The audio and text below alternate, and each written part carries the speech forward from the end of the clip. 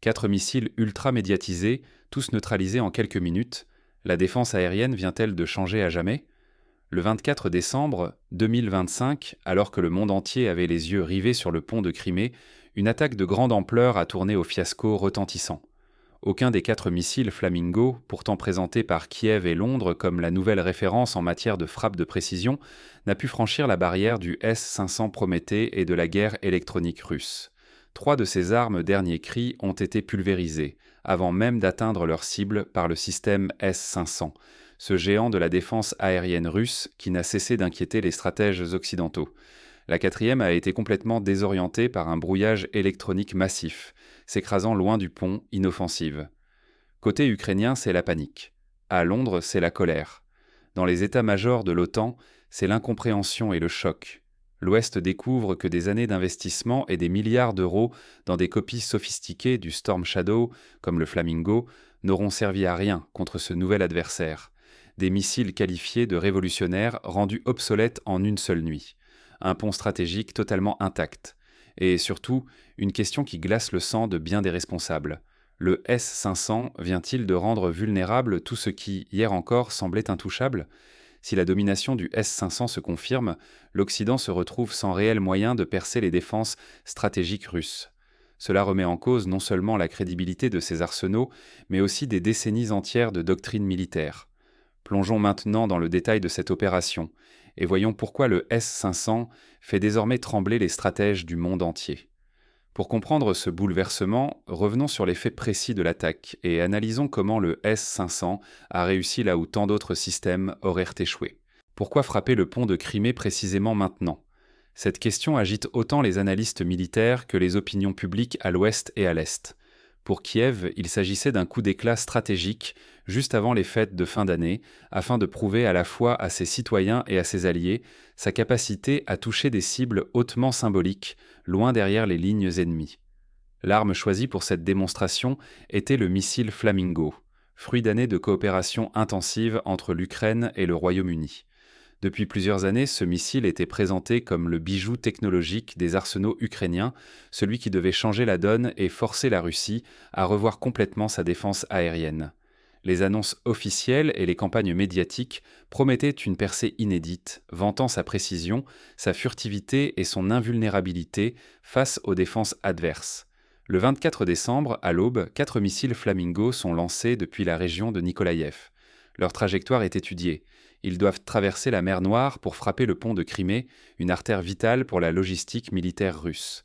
Ce choix du timing et de la cible n'a rien d'anodin. Il vise à briser le moral russe au moment où le pays s'apprête à célébrer les fêtes et à rassurer l'opinion occidentale sur la pertinence des investissements massifs dans la technologie militaire. Mais derrière cette attaque, l'enjeu est immense. La crédibilité de l'Ukraine auprès de ses partenaires, l'image de la technologie occidentale et même le moral de toute une nation se retrouvent suspendus à la réussite d'une opération préparée depuis des mois. Si le pari est réussi, c'est la preuve que l'Ouest garde l'avantage. Mais si c'est un échec, la tension est à son comble. Pourtant, la réalité du champ de bataille ne tarde pas à déjouer toutes les attentes et à rebattre les cartes de la guerre moderne.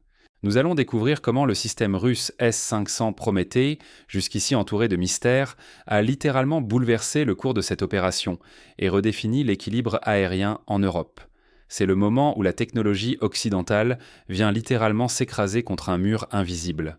Alors que les images satellites laissent imaginer une frappe d'envergure sur le pont de Crimée, la réalité c'est tout autre. Aucune explosion, aucun impact, même pas une alerte sérieuse dans les systèmes de défense russes. Tout commence lorsque le système S-500 détecte, à très longue distance, l'approche de 3 missiles Flamingo. Sans la moindre hésitation, les opérateurs russes déclenchent la procédure d'interception. 3 projectiles, 3 trajectoires tracées, 3 destructions nettes, bien avant que les missiles n'aient pu menacer le pont. Aucune improvisation, aucune défaillance, la défense aérienne tourne comme un mécanisme bien huilé, rodé par des années de conflit. Le 4e missile Flamingo, pourtant le plus secret du lot, subit un autre sort.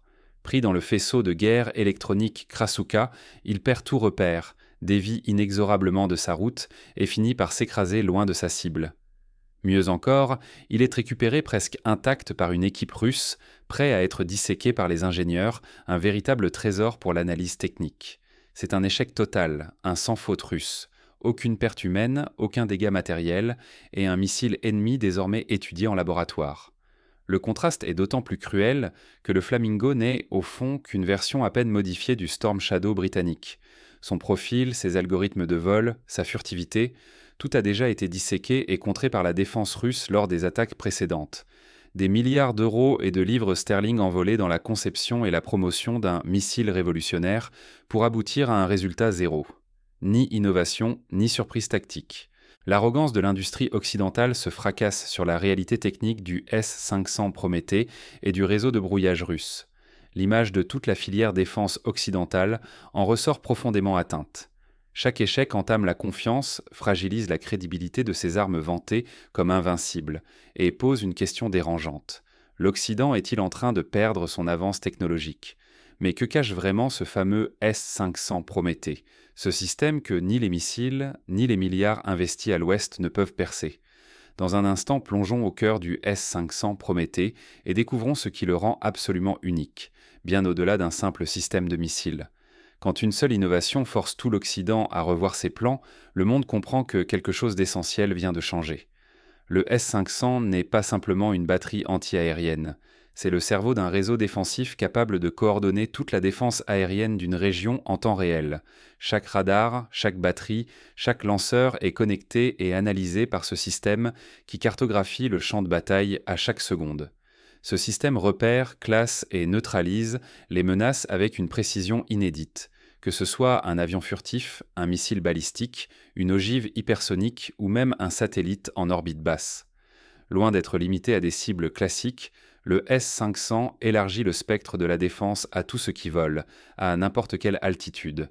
Sa portée, selon les missiles utilisés, varie de 400 à 600 km, couvrant presque la totalité d'un pays européen ou la majeure partie de la mer Noire.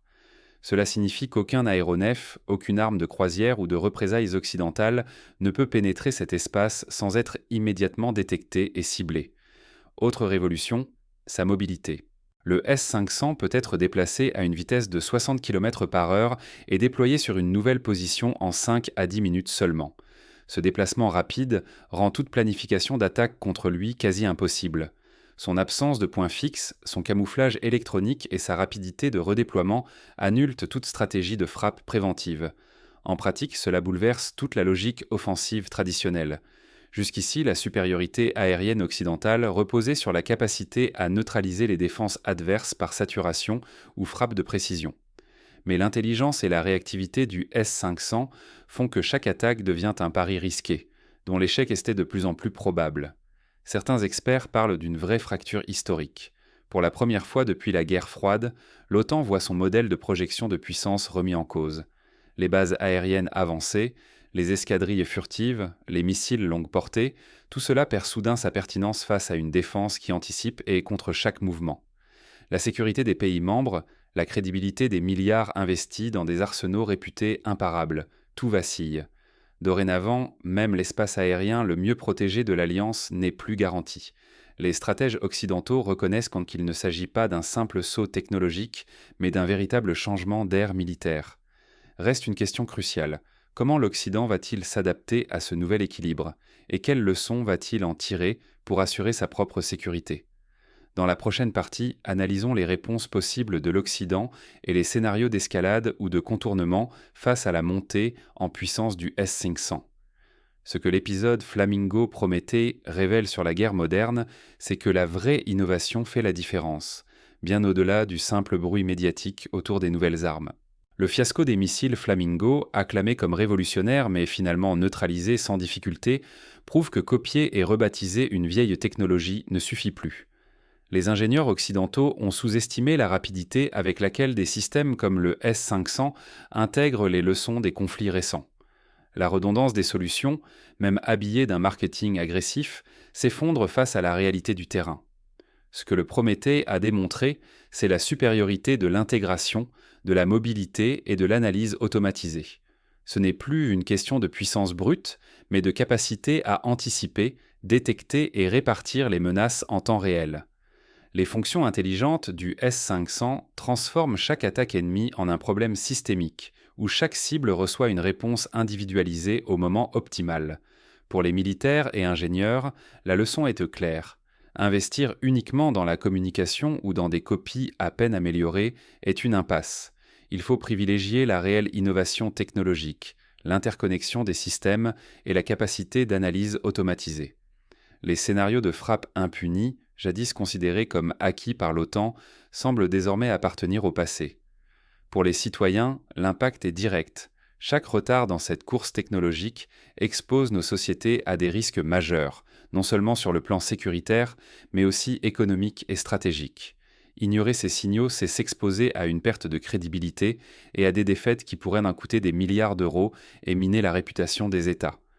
Nous sommes entrés dans une nouvelle ère où la guerre de demain sera avant tout informationnelle et systémique. Il ne s'agira plus seulement de matériel, mais d'intelligence, d'anticipation et de coordination globale. Ceux qui refuseront de s'adapter risquent un retard irrattrapable. Mais alors, le S-500 marque-t-il vraiment un tournant historique dans la guerre moderne? Voyons de plus près ce qui distingue réellement cette technologie. L'ère des frappes aériennes sans opposition est-elle vraiment terminée? L'actualité récente force à poser la question. Le S-500 Prométhée vient de prouver qu'aucune attaque n'est désormais garantie de succès. Les certitudes occidentales sur la domination des airs vacillent. Le spectaculaire échec des missiles Flamingo contre le pont de Crimée en apporte une preuve indéniable. Face à cette rupture, rester passif serait catastrophique. Les conséquences dépassent la simple perte de prestige militaire. Ce sont des enjeux de sécurité nationale, des milliards d'euros et de dollars investis dans des armes désormais vulnérables, et le fragile équilibre stratégique de l'Europe qui sont remis en cause. La supériorité technologique n'est plus un acquis automatique. L'apparition du S-500 bouleverse tous les calculs. Non seulement il bloque les armes de pointe occidentales, mais il inverse la dynamique de la guerre aérienne. Pour la première fois depuis des décennies, les défenses russes imposent une zone d'exclusion crédible où même les missiles annoncés comme invincibles échouent. Comment l'Occident peut-il répondre à ce nouveau défi? Ne pas s'interroger, c'est accepter d'être dépassé. L'immobilisme face à ce bouleversement, c'est prendre le risque de voir les investissements de toute une génération rendus obsolètes du jour au lendemain. Ce qui est en jeu, c'est la sécurité de millions de citoyens et la crédibilité de politiques militaires élaborées depuis des décennies. La question n'est donc plus de savoir si le S-500 a changé la donne, mais comment l'Europe et l'Occident vont s'adapter à cette nouvelle réalité. Quelles innovations, quelles stratégies, quelles alliances seront nécessaires pour ne pas perdre l'avantage? Il est temps d'ouvrir le débat. L'équilibre aérien vient de basculer. Et vous, pensez-vous que l'ère des frappes impunies est définitivement révolue? Partagez votre opinion en commentaire et discutons ensemble de l'avenir de la supériorité aérienne.